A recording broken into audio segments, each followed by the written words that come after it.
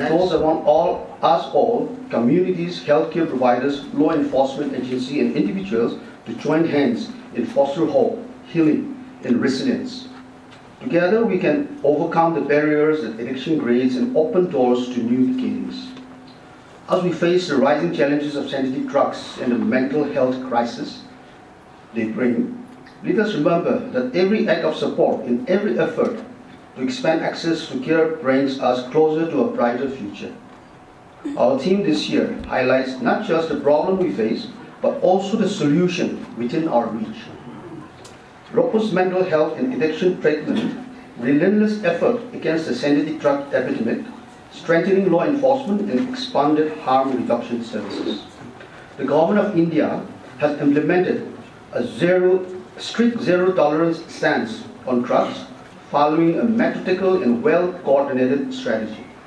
In 2020, it stressed the importance of transforming this battle into a mass movement, aiming to raise awareness among young people and the wider public, and to realize the goal of a drug-free India through the Nashamukht Bharat Abhiyan campaign.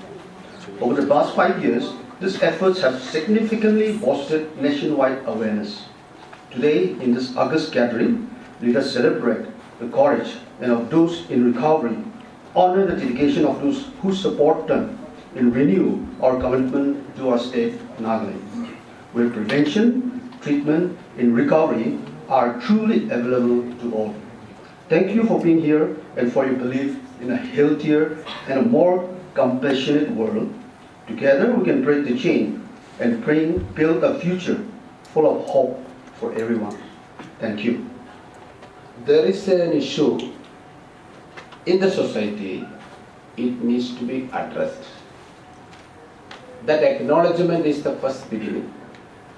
So, particularly when we take this, our state as a whole, see, all of us know that it is not very uniform. See, you know, all of us are sitting in Kohima, this is an urban center. Once we go slowly away, the rural sector is there. So, rural, urban. Underdeveloped areas are there, little developed areas are there, mountain areas are there, plain area is there, remote areas are there, inaccessible areas. So if you go, you can see a lots of diversities and challenges.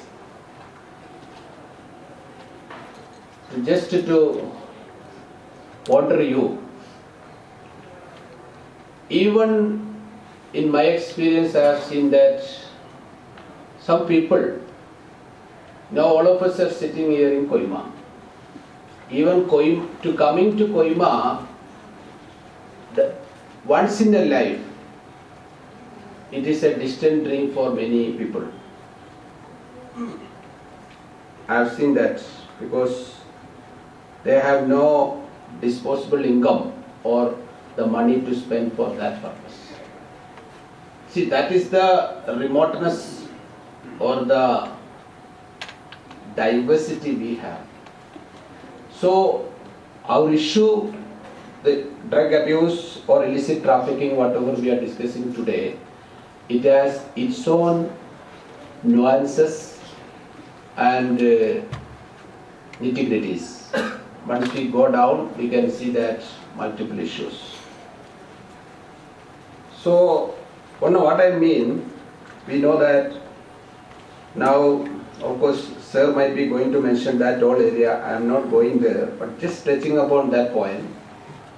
See, society, maybe the youth, whoever we are targeting, they might be moving to different categories.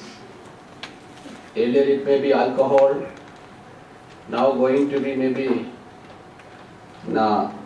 other drugs, maybe to the level of chemical drugs, because I have seen other parts of country also, MDMA is a name, it is very common. If you open any newspaper, every day the law enforcement agencies capturing or or MDMA issue is there, because it was not the situation earlier. Now what I am talking about, other states also, if you see Kerala, Tamil Nadu, South India, that part also, nowadays at least one news item you can see. No, this is not an only issue related to us. It's a global, national angle is there. But we are highly vulnerable because of, as we know, the reasons. So today I would like to focus on only 2-3 points. As we know, our country, India, has the largest youth population in the world. If somebody asks this question, we are the youngest or the youthful country in the world. The statistics you might be knowing. So that's why we know what youth. Why? Because they are the highly vulnerable category. Just for simple understanding, what is youth? It's a period between childhood and adulthood, or we can simply say before reaching maturity. You will attack, avoid, or blame. That's the only thing. There are several churches doing very well in their rehabilitation works. There are individuals and pastors who are genuinely concerned, but the majority is feeling indifferent about this issue. Very sad. But in the face of these realities, I would like to suggest 4 points very quickly. 1, stop stigmatization. Because of stigma, parents are unable to get help. Drug users are unable to share their problems, and it does lead to social isolation. Stigma can result in discrimination, affecting individuals' access to opportunities in the society. Stigma also can lead to delayed treatment and economic costs, causing immense pressure upon the individual, resulting to guilt, shame, and even suicidal thoughts. And that's why we need supportive policies, we need supportive languages that can reduce stigma. Many times, our attitude matters than the problem itself. Second point is apply restorative justice approach. I would like to cite an example here in the police department led by Sir Rupin Sharma. I am not saying this because he is here. I am not saying this to please him. In addressing alcoholism in the police department, first he gave 3 months for those who may need professional care. And it was only after that that DGP gave warning for Sukha discharge, which is the most dreaded punishment for any kind of cops, especially here among the NMPs. Even if he is drunk, he is scared of Sukha discharge. And so, this is fair enough. Yeah, they have been given opportunities to heal, to take care of their life, to take care of their ill habits. But even if they don't do that, even if they are not availing that, then the punishment is theirs. And this is a restorative approach. And so when I say restorative approach, we also regard drug trafficking or drug abuse. When it comes to this drug abuse and drug trafficking, there are many people who are imprisoned due to their involvement. I also do jail ministry, and several of them are imprisoned due to this case, drug-related cases. Even women, drug-related cases. And I know there are people who might be innocent. And so it is important for us to exercise restorative justice, not just criminal justice alone. Restorative justice is a different way of thinking about crime and the harm and our response to it. So very quickly, it talks about 3 things. It focuses on the harm. Restorative justice prioritizes understanding and addressing the harm caused by a crime by a crime or conflict. Involvement of victims and offenders, both the parties. Both parties are actively involved in process, allowing for more personal and meaningful interactions, and reparation and restitution. Offenders take responsibility for their actions and work to repair the harm they have caused. So applying this restorative justice, there is a possibility to bring healing and accountability, reconciliation, community in the community itself. It is not the solution to every crime. It may not transform all the offenders, but it is a better response to crime. It is a better response than our traditional system has been using. It is a better response to criminal justice. The third thing that I want to say is build community support system. Every member of the society, community, may participate in this process, providing support and guidance. Most of the times, when we talk about drug abuse, the family members are left alone to deal with their wards, and this is very, very demanding from their family members. I also have experience from my own cousins. I almost landed up in jail because of my own cousin, and I have taken them to several rehab centers because of drug abuse. And the society, the other people, the church is nowhere to help us. And so the families struggle in this. And that's why we need to build community support system. The final point that I want to share is build a strong family ethics. Allow me to quote the Bible now. The Bible begins with the family of Adam and Eve. It ended in a flood with Noah, during the time of Noah. But God again raised Noah's family. And so, during the time of Noah's family, God did not destroy the whole earth. And so, we have Abraham, Isaac, Jacob, all the lineage of faith. Coming to the New Testament, we see Mary, Joseph, and Jesus, a family. They were all responsible in bringing restoration, healing to humanity. Look at the book of Revelation, which is the last book of the Bible. It talks about the believer's family. God as the Father, also judgment on the basis of what God has revealed to human beings. Revealed to human beings through the form of history, revelation, nature, and our conscience. God will be our judge. And so that's why we must build a family. Our family must become the center of healing, forgiveness, truth-telling, and living a life worthy of praise. It is not only affects the individual's health, but also disrupt their families and the whole society.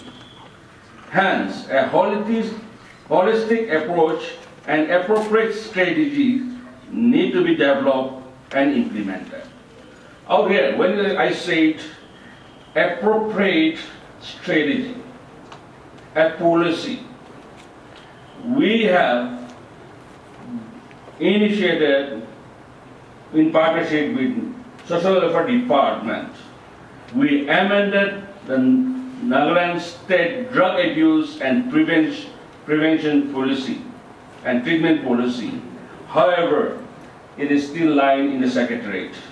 So I wanted to request our Commissioner Secretary, who also had social welfare as well, attached to CMO, to kindly look into the matter of it, because without a proper policy, we cannot win the battle which we are doing.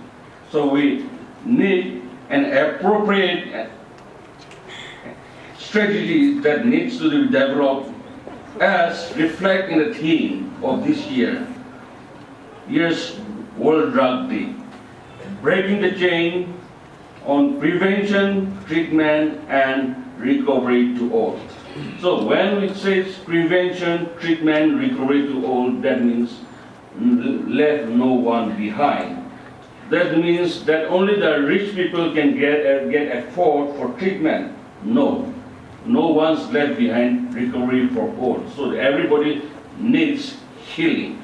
Not only the drug users, but their family members also needs healing.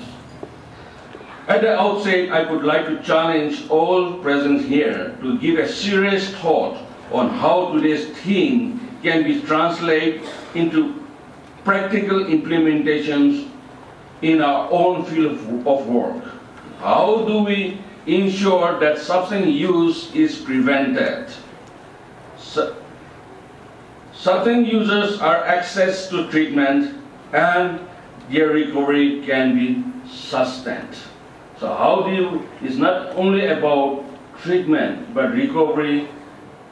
How do we sustain their recovery and how we can make them productive member of our society? We have to look into that. I have been a former drug user and a service provider.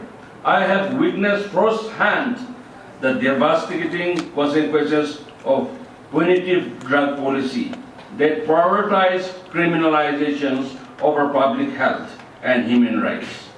This has had a profound impact on health and well-being of our communities, leading to increased rate of HIV, viral hepatitis C, overdose, and other drug-related harms.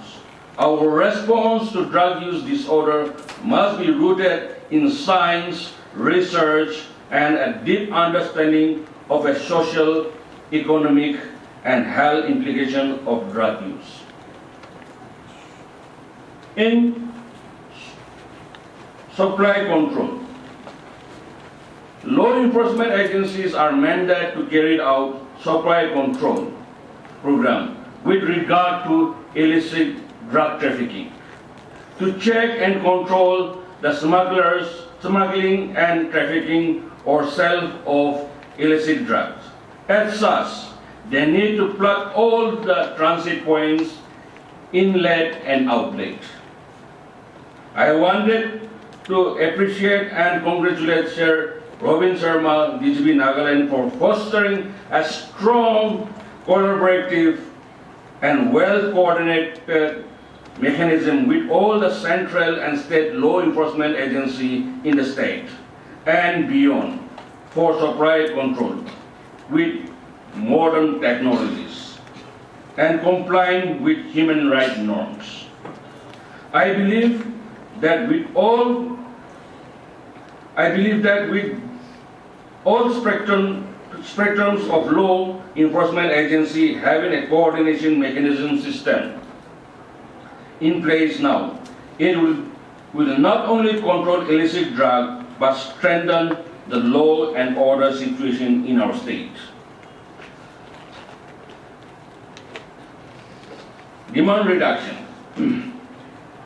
Without implementing supply control and demand reduction program in tandem, we will not be able to accomplish what we desire. Considering fresh evidence through scientific evidence-based research on substance use-related health complication and social harm, with significant increase in seizing illicit drug, it is clear that primary prevention and treatment is imperative. The number of users had progressively increased among women and young teenagers. The growing use of substance and sharing of injecting paraphernalia has resulted into public health epidemic such as HIV, viral hepatitis B, C, and health complications. Harm reduction. In harm reduction, while supply control and demand reduction are processes that are consistently contributing to controlling drug use, it is also important to ensure that harm reduction and treatment services are available across the state for substance users. A robust system of coordination and collective effort of all stakeholders, including state government, civil society representatives, faith-based organizations, and NGOs are essential to address the supply control and demand reduction based on scientific and human rights approach. I believe dignity, respect, and access to health are basic human fundamental rights as entrenched under Article 21 of the Constitution of India, which guarantees a fundamental right to life and personal liberty.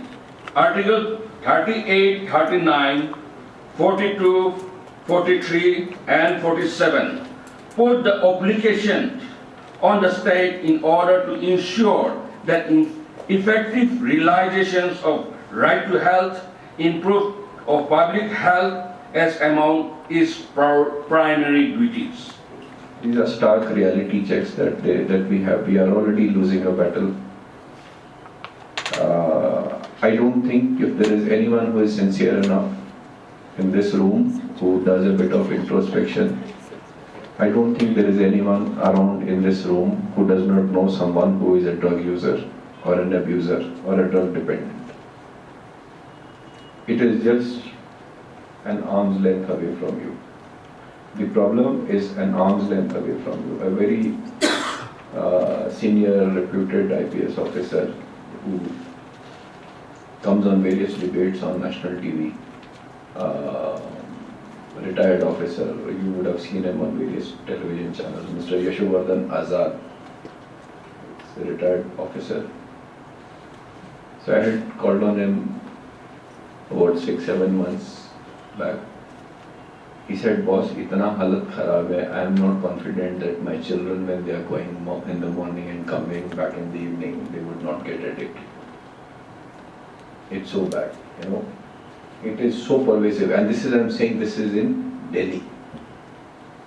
In Nagaland, it's like, it's just available. You just have to ask 3 people, 4 people in the right places, you will get the drugs. And I'm just right now concentrating on the sunflower or the soap cases part of it. I'm not even talking about things like cough syrups, maybe meth tablets, or spasmoproxy-1 or Rupin and other things. I'm not even saying this. Alprazolam tablets. Luckily, the alprazolam tablets are less not available. I needed a sleeping pill about a year back because I had not been able to sleep. I went around from one pharmacy to the other. They didn't get it. So thankfully, like, certain systems are good. You know, I mean, not always lost, but yes, things are available. So it's pretty bad. Despite all the efforts that we have been doing collectively, I think we have not been doing enough.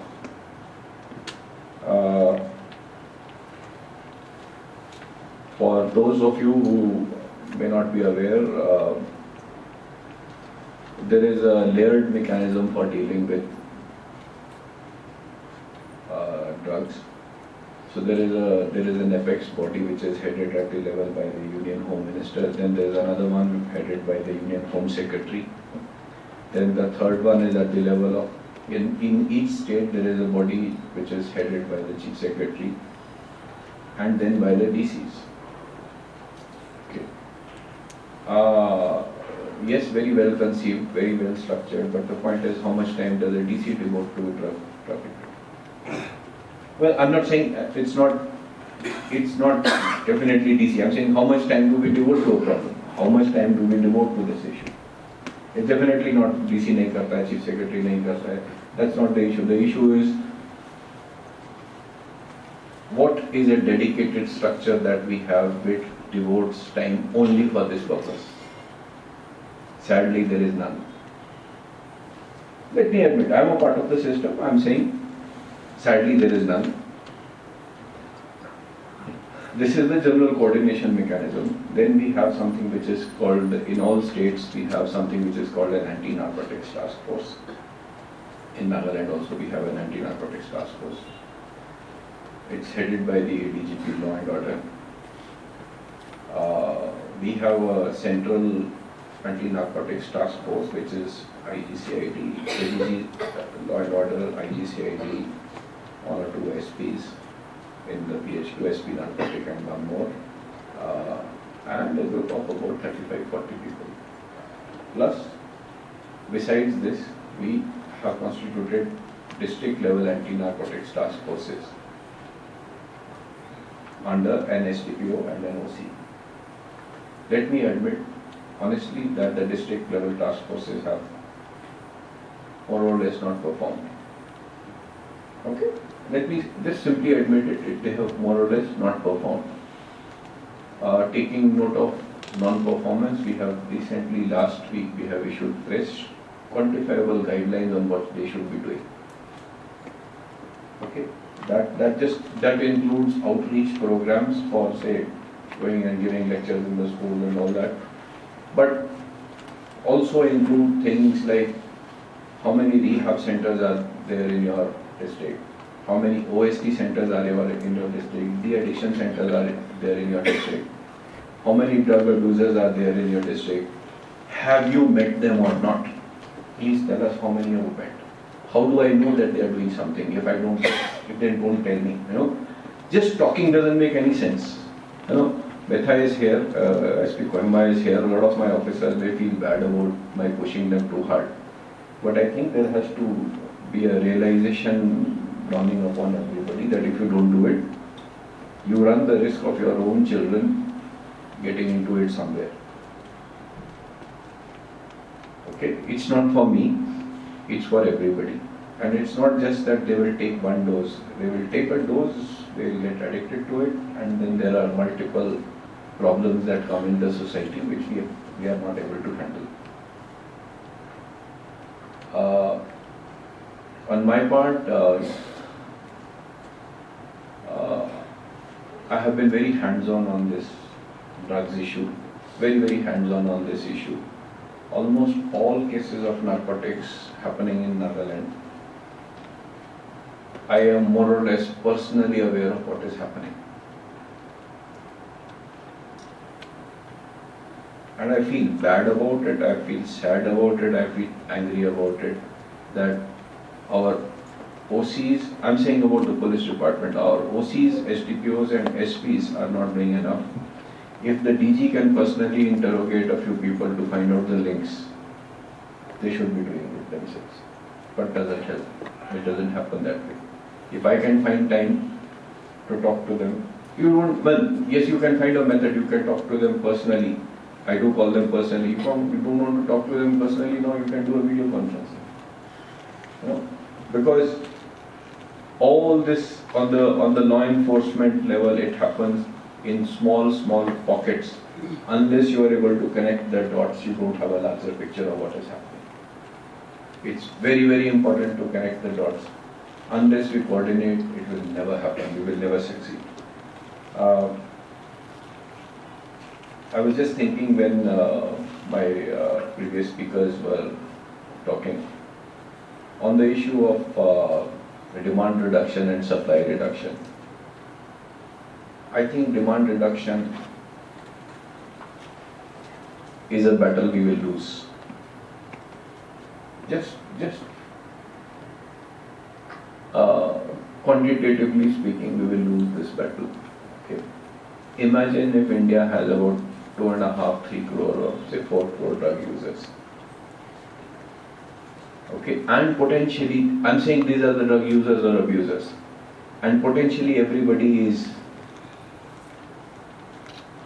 can fall into the trap. So you're looking at like 140 crore Indians to be kept away from drugs. Not everybody is bad, but you're looking at this. But supply reduction, if we have 2.5 crore or 3 crore abusers, the supply reduction part, the people who are engaged in drug trafficking, will be about like 4 lakh, 5 lakh, 10 lakh, 15 lakh, 10, 20 lakh, 1 crore. You tell me which is a better, easier battle to win. Tackling 2.5 crore or 3 crore or 5 crore people, or tackling one, whatever, 2 lakh, anywhere from say 2 lakh, 3 lakh people to about say 1 crore persons. I think there is not enough emphasis being given to supply reduction. There is not enough coordination on the issue of supply reduction. I've had this discussion with Abu and even with the Chief Secretary and various people who are stakeholders on this. I think there is a time which has come to decide between whether we will allow a society to live or the liberty and personal liberty and privacy of individuals. Okay, if we do not start selectively intruding into the privacy and liberty of individuals, people will die, people will keep dying. Now, you have to decide whether you want your near and dear ones to survive with a little bit of compromise on their liberty, or you want them to die. I don't know whether you understand this part of it. Taikhan ke morbo dibona, taikhan ke bachavo. That is the choice we have to make. If we think that we will not intrude into the, I'm not saying sabke halibi, sabke anibi, sabke dhulbi, sabke jalte halibi tu kona vere. Okay, I'll give you an example. I've discussed with Abu. I hope health department officials are also there. I'll give you a very small example. Nagaland police last year caught about 400 odd drug traffickers. 400 odd drug traffickers. I said there are 1.2 lakh drug consumers in Nagaland. I cannot reach out to everybody. Not every one of them is on OST, not every one of them is in rehab, not every one of them goes to de-addiction centers. But among those who go to the rehab centers or de-addiction center and OST centers also, nobody shares any information about them to the Nagaland police. It is a trade-off between privacy and liberty of individuals and the ability, strengthening the ability of the police to cut off that supply chain for them. If you don't stop that supply chain by telling us from their interrogation or their statements or things where he's getting the drug from, he comes out, 2 months down the line he starts doing it again. He starts taking the drug again. 2 months down the line he starts getting involved in the drug trafficking, and besides being an abuser, you are adding another trafficker to the system. Because he is going to survive on that, on consuming that drug, he will develop new and new methods to evade the police and agencies, and I have no idea about it. Okay, I'm not saying I will catch everyone. So if there are like a year back, I was talking to someone from health department or social welfare department. There are about 8,000 odd persons on OST in Nagaland. Okay, I have no idea who is there. Police has no idea who is there in the OST, who is taking one OST, who is not taking it. Do you not think that this information about whoever is in OST needs to be shared with the police? I would say yes. Okay, this is my view. I would say there is a need for it to be shared. What I am not saying that if he is in OST and you share it with me, I will catch him again. No, I will not. You know, there is something which is called burning the bridges. If he wants to rectify his behavior, rectify his life, he is going for OST, he needs to burn that bridge which will supply him the drug again.